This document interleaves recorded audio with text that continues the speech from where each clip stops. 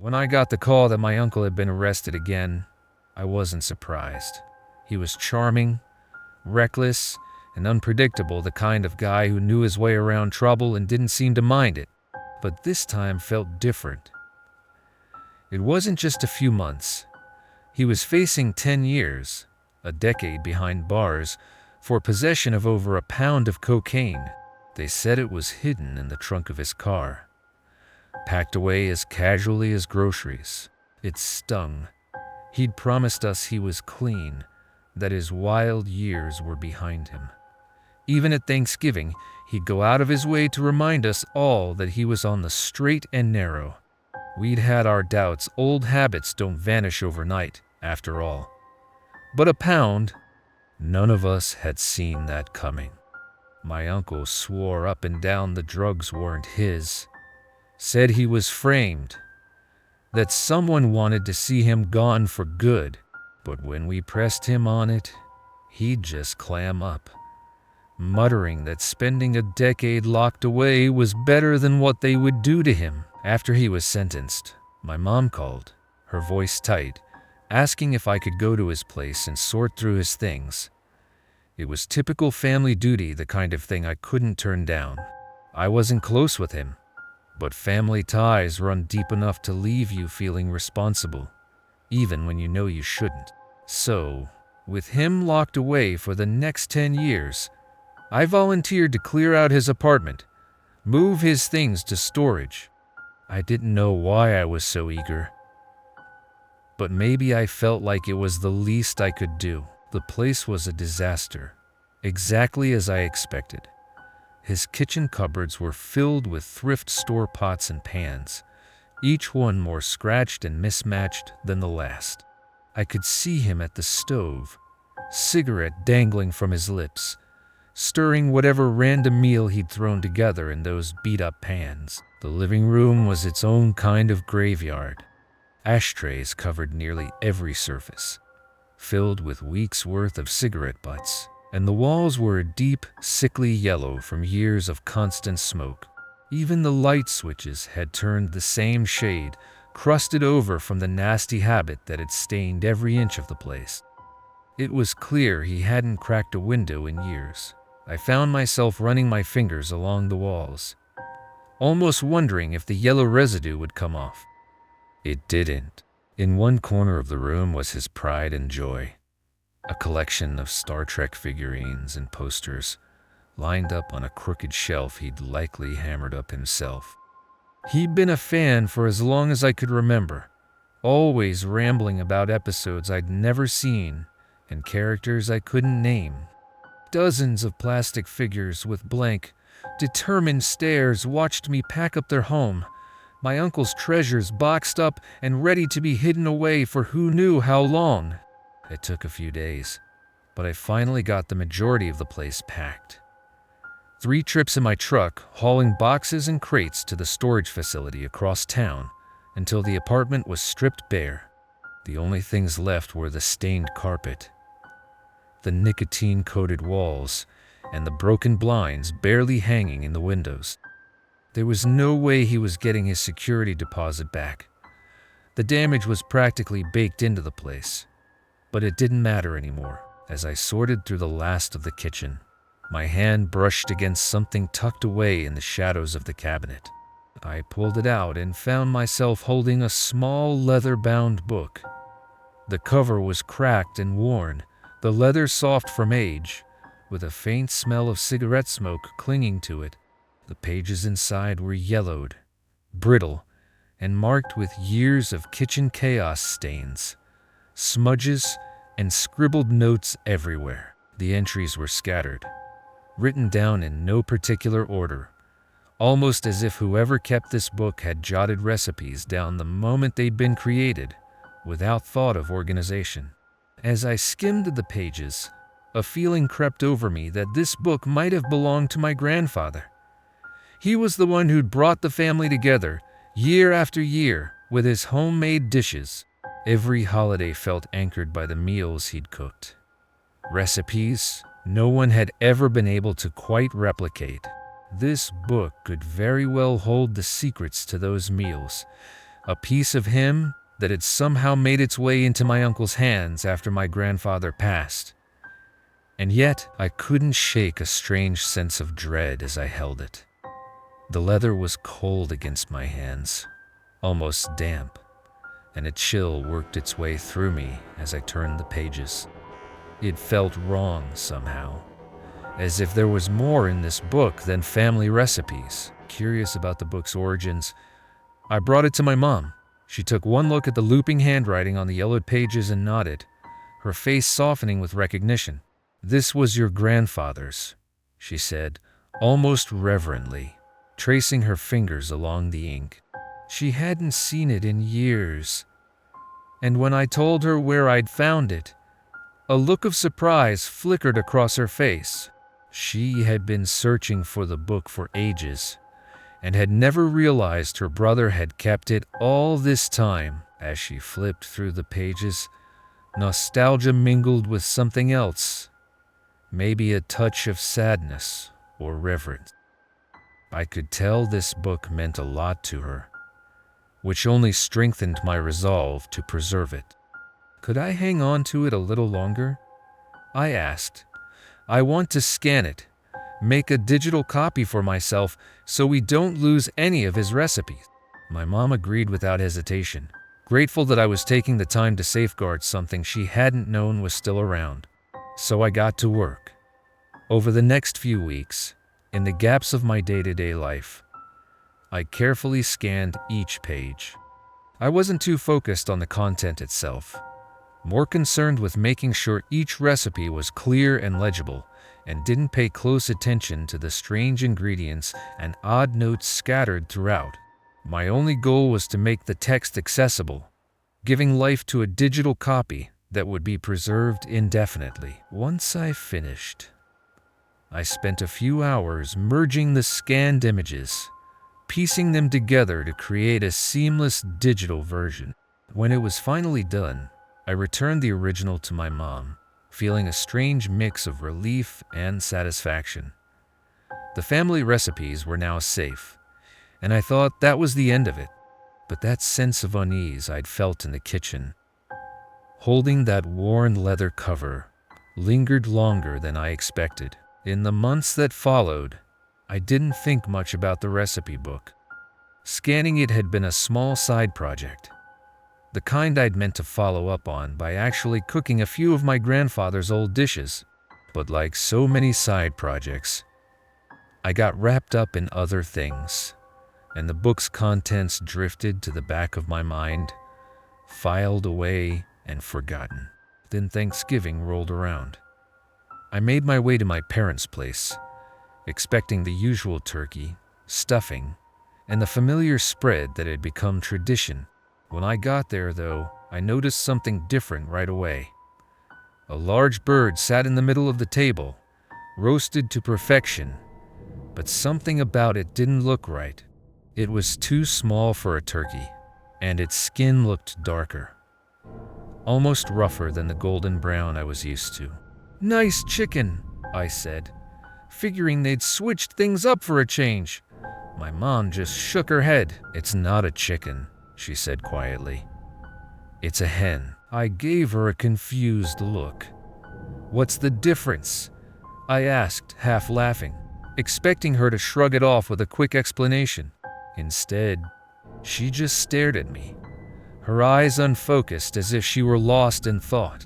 For a moment, her face seemed distant, almost blank, as though I'd asked a question she couldn't quite place. Then, suddenly, she blinked, her gaze snapping back to me. "It's just what the recipe called for," she said, a strange edge to her voice. Something about it made the hair on my arms prickle, but I pushed the feeling aside, figuring she'd just been caught up in the cooking chaos. Yet, as I looked at the bird again, a small flicker of unease crept in, settling in the back of my mind like an itch I couldn't scratch. After dinner, I pulled my dad aside in the kitchen while my mom finished clearing the table. "What's the deal with Mom tonight?" I asked, keeping my voice low. He just shrugged, brushing it off with a wave of his hand. "You know how your mother is," he said with a small smile, as though her strange excitement was just one of those quirks. He didn't give it a second thought, already moving on, but I couldn't shake the weirdness. The whole meal had been off.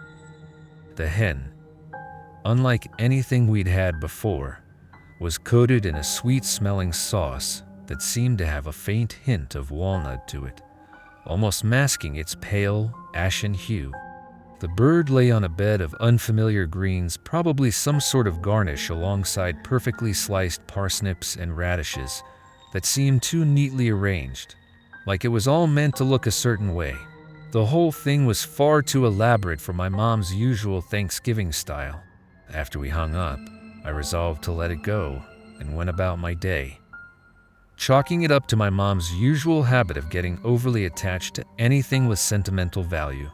She'd always treated family heirlooms like they carried something sacred, almost magical, but this time, I couldn't fully shake the nagging feeling in the back of my mind, something that made it impossible to forget about that recipe book.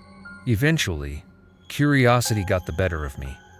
Sitting back down at my computer, I opened the digital copy and scrolled aimlessly through the pages. Part of me knew it was a bad idea, but I couldn't resist. I let the file skip down to a random section, thinking I'd try making something small, something harmless. As I scrolled, I found myself staring at the very last page, which held a recipe titled Elder's Ember Bread. The instructions were minimal, yet each word seemed heavy, steeped in purpose. Beneath the title, a note read, "Best served in small portions on cold, dark nights. The taste is best enjoyed alone, lest the voices of the past linger too long." I shook my head, half amused, half unnerved. It was all nonsense, I told myself. Probably just some old superstitions my grandfather had picked up along the way, but something about it had my heart pounding just a bit harder. Ignoring the rising chill, I printed the recipe and took it to the kitchen. I'd play along, I figured. It was just bread after all. I scanned the list of ingredients for Elder's Ember Bread, feeling time slip away as though I'd been pulled into some strange trance. My mind blurred over, details of the process fading into a fog. Yet I couldn't stop moving. I gathered everything without really thinking about it, each step drawing me deeper, as though I were following some ancient, well-worn path. I remembered flashes the sweet scent of elderberry and honey, the earthy weight of raw rye, the dry, pungent aroma of wood burnt to charcoal.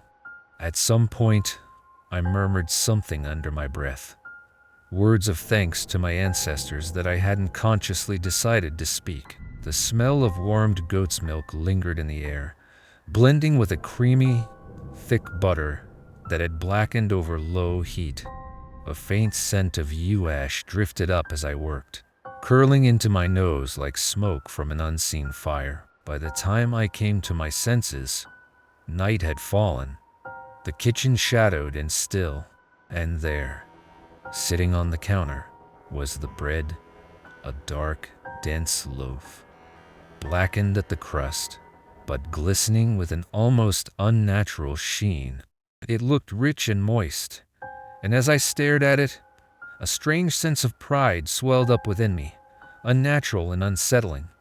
Like a voice in the back of my mind was urging me to feel pleased, insisting that I'd done well. Without really thinking, I cut myself a slice and carried it to the living room.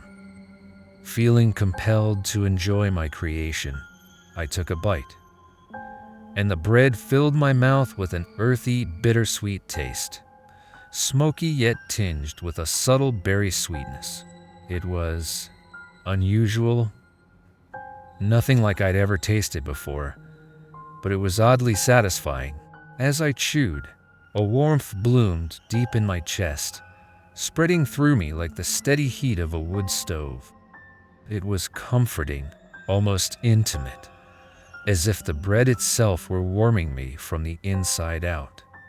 Before I knew it, I'd finished the entire slice. Not because I particularly enjoyed it, but because some strange sense of obligation had pushed me to finish every bite. When I set the plate down, the warmth remained. A heavy presence settled deep inside me, and in the silence that followed, I could have sworn I felt a faint, rhythmic beat, a heartbeat, steady and ancient, pulsing faintly beneath my skin. Over the next few weeks, I found myself drawn back to the Elder's Ember Bread more often than I intended. I'd notice myself in the kitchen, knife in hand, halfway through slicing a thick piece from the loaf before even realizing I'd gotten up to do it. It was instinctive, almost as if some quiet impulse guided me back to it on those quiet, late nights. Each time I took a bite, that same deep warmth would swell inside me, radiating outward like embers glowing from a steady fire. But unlike the hen, my mother had made a meal that left me with a lingering sense of discomfort. The ember bread felt different. It was as though each bite carried something I couldn't quite place, something familiar and almost affectionate, like a labor of love embedded into every grain. The days blended together, but the questions didn't go away. I tried to reach out to my mother several times, hoping she might open up about the recipe book, maybe explain why we both seemed so drawn to these strange meals. But each time I brought it up, she'd evade the question, either changing the subject or claiming she was too busy to talk. She hadn't invited me over for dinner since Thanksgiving, and the distance between us felt like a slow, widening gulf. Even my dad, when I'd asked about her, shrugged it off, saying she was just going through a phase. But the coldness in her responses, her repeated avoidance of the book, only made me more certain that there was something she wasn't telling me. Still, I kept returning to the ember bread, feeling its subtle pull each time the sun set, as though I were being guided by something unseen. And each time I took a bite, it felt less like a meal and more like communion, a quiet bond that was growing stronger with every piece I consumed. After weeks of unanswered questions, I decided to reach out to my uncle at the prison. I was allowed to leave a message, so I kept it short, told him it was his nephew, wished him well, and let him know I'd left him $100 in commissary. The next day, he called me back, his voice scratchy over the line but appreciative. "Hey, thanks for the cash," he said with a short chuckle. "You know how it is in here, money makes things easier." We chatted for a bit, catching up. He'd been in and out of prison so often that I'd come to see it as his way of life. In his 60s now, he talked about his time behind bars with a kind of acceptance, almost relief. "By the time I'm out again, I'll be an old man," he said, almost amused. "It's not the worst place to grow old." Then I took a breath and brought up the reason I'd called. "I don't know if you remember, but when I was packing up your place, I found this old recipe book." I hesitated, then quickly added, "I gave it to Mom. Thought she'd get a kick out of it." His response was immediate. The warm, casual tone in his voice shifted, growing cold and sharp. "Listen to me," he said, each word weighted and deliberate. "If you have that book, you need to throw it into a fire." "What?" I stammered, caught off guard. "It's just a cookbook." "It's not just a cookbook," he replied, his voice low, almost trembling. "That book, it brings out terrible things in people." He paused as though considering how much to say. "My father, your grandfather, he was into some dark stuff you don't just find in the back of an old family recipe. And that book," he took a breath, "that book wasn't his. It belonged to his mother, your great-grandmother, passed down to him before he even knew what it was. My mother used to say those recipes were meant for desperate times. The gravity of his words settled into me, and I felt the weight of it all suddenly make sense. They were used to survive hard times, he continued, voice quiet. You've heard about what people did during the Great Depression, how desperate families were. But this, he exhaled sharply, those recipes are ancient, passed down through whispers and word of mouth long before they were ever written down. But they're not for everyday meals. They're for invoking things, bringing things out. The kind of things that can take hold of you if you're not careful. My hand tightened around the phone as a cold shiver traced down my spine. My mind flashing back to the ember bread, the warmth it had left in my chest, the strange satisfaction that hadn't felt entirely my own. Promise me, he continued, his voice almost pleading. Don't let Mom or anyone else use that book for anything casual. Those recipes can keep a person alive in hard times. Sure, but they weren't meant to be used, not unless you're ready to live with the consequences. A chill settled over me as I realized just how deep this all went. I hesitated, then told my uncle the truth. I'd already made one of the recipes. I described Elder's ember bread to him. The earthy sweetness, the warmth it filled me with, leaving out the part about how I'd almost felt compelled to eat it. He let out a harsh sigh and scolded me, his voice sharper than I'd ever heard. You shouldn't have touched that bread. None of it. Do you understand me? I felt a pang of guilt. I know. I'm sorry, I promise. I won't make anything else from the book. Good, he said, his voice calming a little. But that's not enough.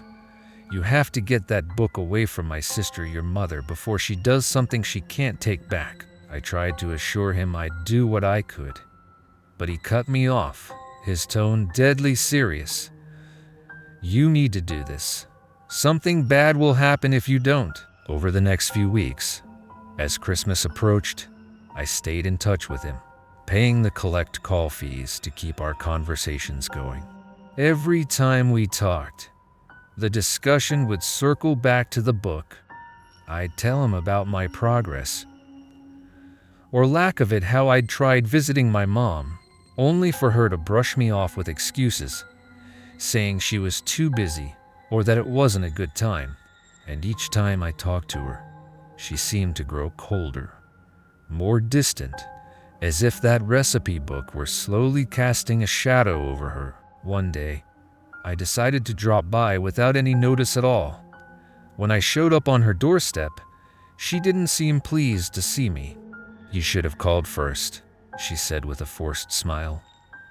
It's rude, you know, just showing up like this. Her tone was tight, her words clipped. I tried to play it off, shrugging and saying I'd just missed her and wanted to check in. But as I scanned the house, I felt a creeping sense of unease. I looked for any sign of the book, hoping I could find it and take it with me. But it was nowhere to be seen.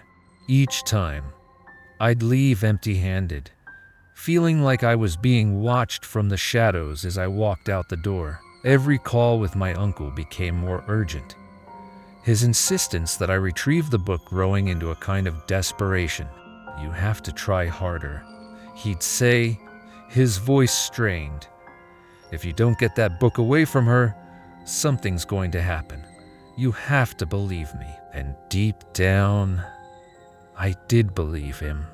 The memory of the ember bread, the strange warmth, and the subtle pull of that old recipe gnawed at me, as though warning me of something far worse waiting in that book. But it was more than that. Something in my mom's voice, her distant gaze, even her scolding felt off. And every time I left her house, I felt a chill settle over me, like I was getting closer to something I wasn't prepared to see. Christmas Day finally arrived, and despite my mother's recent evasions, there was no avoiding me this time. I gathered up the presents I'd bought for them, packed them into my car, and drove to their house, hoping the tension that had grown between us would somehow ease in the warmth of the holiday. When I knocked, she opened the door and offered a quick, half-hearted hug. The scent of baked ham and sweet glaze wafted out, thick and rich, and for a second I thought maybe she'd set aside that strange recipe book and return to her usual cooking. I relaxed a little, hoping the day would be less tense than I'd feared. "Where's Dad?" I asked, glancing around for any sign of him. "Oh, he's in the garage," she said, waving it off. "Got a new gadget he's fussing over. You know him." She gestured toward the dining room, where plates and holiday decorations were already set up. "Why don't you sit down? Lunch is almost ready." I took off my coat, glancing back at her. She was already turned away, busying herself with the last touches on the table, and I couldn't help but feel a pang of discomfort. Her movements were stiff, almost mechanical, and I could sense the familiar warmth in her was missing. It was like she was there, but somehow not wanting to disobey my mother on Christmas. I placed my gifts with the others under the tree and took my seat at the dining table. The plate in front of me was polished and waiting, a silver fork and knife perfectly aligned on either side. But the emptiness of it left an unsettling pit in my stomach. "Should I go get Dad?" I called out, glancing back toward the hallway that led to the garage. He'd usually be the first to greet me, especially on a holiday. The silence from him was off-putting. "He'll come when he's ready," my mother replied, her voice carrying from the kitchen. "He had a big breakfast, so he can join us later. Let's go ahead and start." Something about her response didn't sit right. It wasn't like my dad to skip a Christmas meal, not for any reason. A small, insistent thought tugged at me. Maybe it was the book again, casting shadows over everything in my mind, but I couldn't shake the feeling that something was wrong. "I'll just go say hello to him," I said, rising from the table. Before I'd even taken a step, she entered the dining room, carrying a large ham on an ornate silver platter. The meat was dark and glossy, almost blackened, the glaze thick and rich, coating every crisscrossed cut she'd made in the skin. The bone jutted out starkly from the center, pale against the charred flesh. "Sit down," she said, her voice oddly stern, a hint of irritation slipping through her usual holiday warmth. "This is a special meal. We should enjoy it together." I stopped, glancing from her to the closed door of the garage, the word "special meal" repeating in my head, setting off warning bells. Still, I stood my ground, my stomach churning. "I just want to see Dad. That's all." "I haven't even said hello." Her face tensed, her grip tightening around the platter as her voice rose. "Sit down and enjoy lunch with me." The words hung in the air, heavy and unyielding, like a command I was supposed to follow without question, but I couldn't shake the feeling that something terrible was lying just beneath the surface of her insistence. "No," I snapped, my voice echoing through the dining room. "I've had enough of this, Mom. You've been obsessed with that damn recipe book, and I'm done with it." My heart pounded as I looked at her, my words hanging thick in the silence, but I didn't back down. "I'm going to the garage to get Dad. We're putting an end to this right now." Her face contorted, desperation spilling from her eyes. "Please, just sit down," she pleaded, her voice cracking as she looked at the untouched plate in front of me. "Let's have this meal together. It's important." I took a step toward the garage, determined to get my dad out here, to make him see how far she'd gone. That book had wormed its way too deep into her mind. She shrieked and threw herself in front of the door, arms outstretched as if to block my path. Her face was flushed, her voice frantic. "Don't go in there. Please, just sit down. Enjoy the meal. Savor it," she begged, her hands trembling as she reached out. practically pleading. There was a desperation in her voice that sounded like fear, not just of me, but of what lay beyond that door. "Mom, you're acting crazy. We need to talk, and I need to see Dad." I tried to push past her, but she held her ground, her body a thin, shaky barrier. "Please," she whispered, voice thin and desperate. "You don't understand. Don't disturb him." "Dad," I called out, raising my voice over her pleas. Silence answered at first, followed by a muffled sound, a low, guttural moan, thick and unnatural, rising from the other side of the door. I froze, my blood turning cold as the sound slipped into a horrible, wet gurgle. My mother's face went white, her eyes wide with terror as she realized I'd heard him. I felt a surge of adrenaline take over, and before she could react, I shoved her aside and yanked open the door. The sight that met me would be seared into my memory forever. I stepped into the garage and froze, my stomach lurching at the scene before me. My dad lay sprawled across his workbench, his face pale and slick with sweat. His right leg was tied tightly with a belt just above the thigh, a makeshift tourniquet attempting to staunch the flow of blood. A pillowcase was wrapped around the raw, exposed flesh where his leg had been crudely severed, and blood pooled on the concrete floor beneath him, glistening in the cold fluorescent light. He lifted his head weakly, his eyes glassy and unfocused. His mouth moved, trying to form words, a barely audible rasp escaping as he struggled to speak. "Help." I didn't waste a second. I pulled out my phone and dialed 911. My fingers shaking so badly it was hard to hit the right buttons. My mother's shrill screams erupted from behind me as she lunged into the garage, her hands clawing at the air, pleading, "Stop, please. Just sit down. Just have lunch with me," she wailed, her voice high-pitched and frantic. Her face was twisted in desperation, tears streaming down her cheeks. But I didn't listen.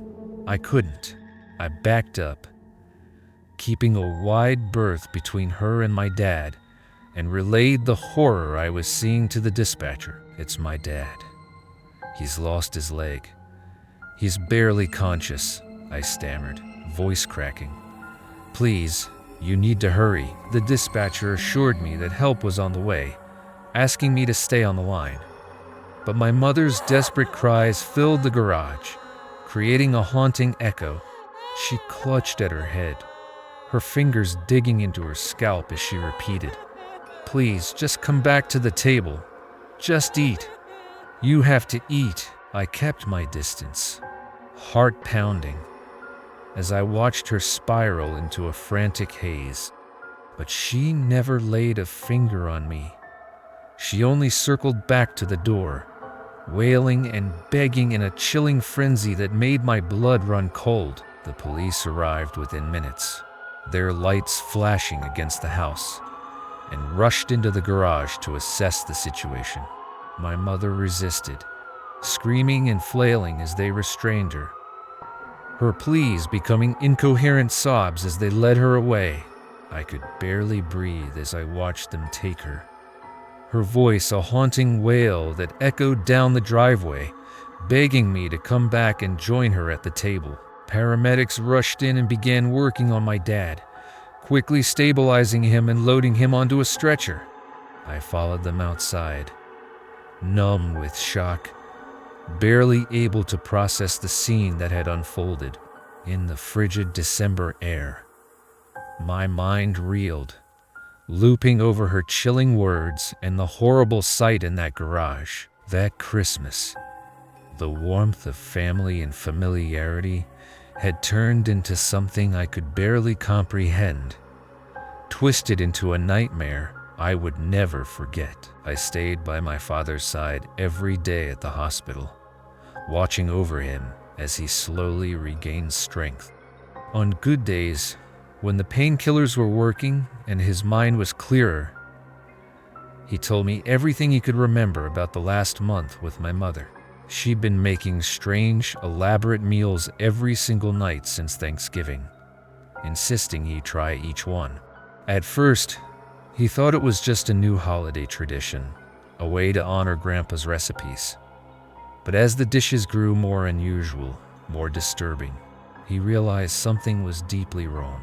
She had started mumbling to herself while she cooked, almost like she was speaking to someone who wasn't there. Eventually, he'd stopped eating at the house altogether, sneaking out for meals at nearby diners, finding any excuse he could to avoid her food.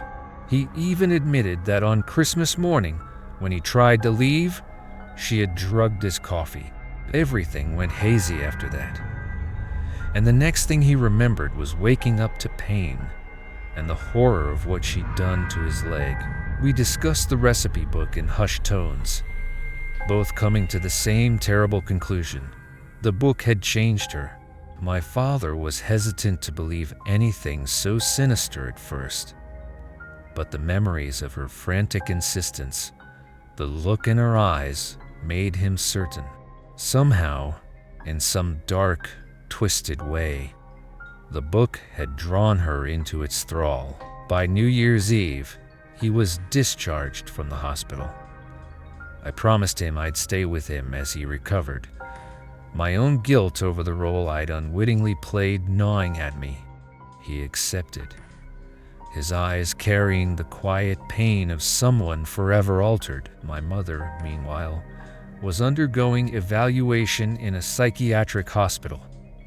Since that Christmas, I hadn't seen her.